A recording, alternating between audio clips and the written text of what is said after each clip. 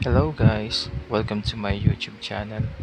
Ngayon, magpapa-install ako ng tint dito sa Quirena, Cubao branch, located along West Point Street, Cubao, Quezon City. Bali, ipapa-wrap around ko yung aking 2019 Mitsubishi Mirage G4 GLS. Yung old tint pala nito ay 5 years nang nakakabit. Ito yung free tint na galing sa kasa. As you can see, talagang faded na yung medium dark tint niya at yung privacy kumbaga compromised na. So ngayon, sinimula na nilang i-remove yung old tint after ibabad.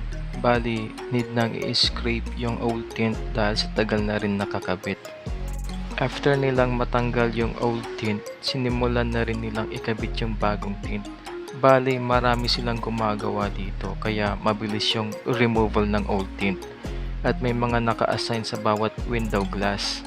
Dito, ginagamitan nila ng heat gun para lumapat ng maayos yung film na ikakabit nila sa labas ng rear windshield.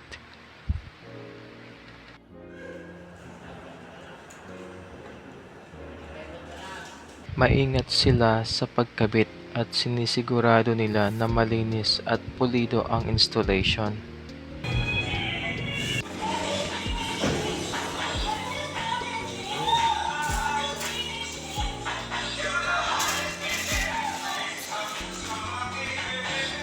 Nakalimutan ko dito magbigay instruction na tanggalin ang conduction sticker since tinatanggal nila yung film na nakalapat dyan para visible pa rin ang sticker pero ox lang.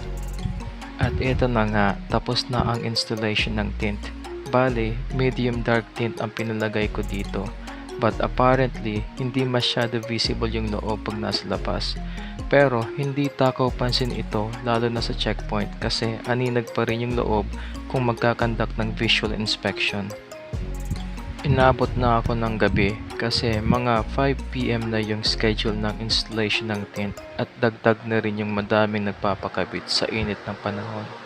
Pero okay na rin para matesting ko kaagad kung maganda ba ang visibility sa gabi. Ito yung part ng UP Diliman na madilim at halos walang ilaw.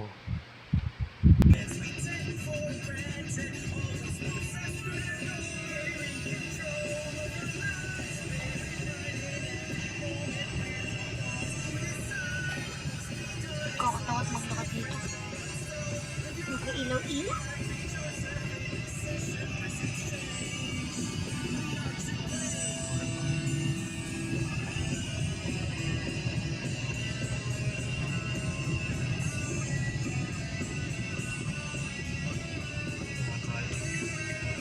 Palay na tayo.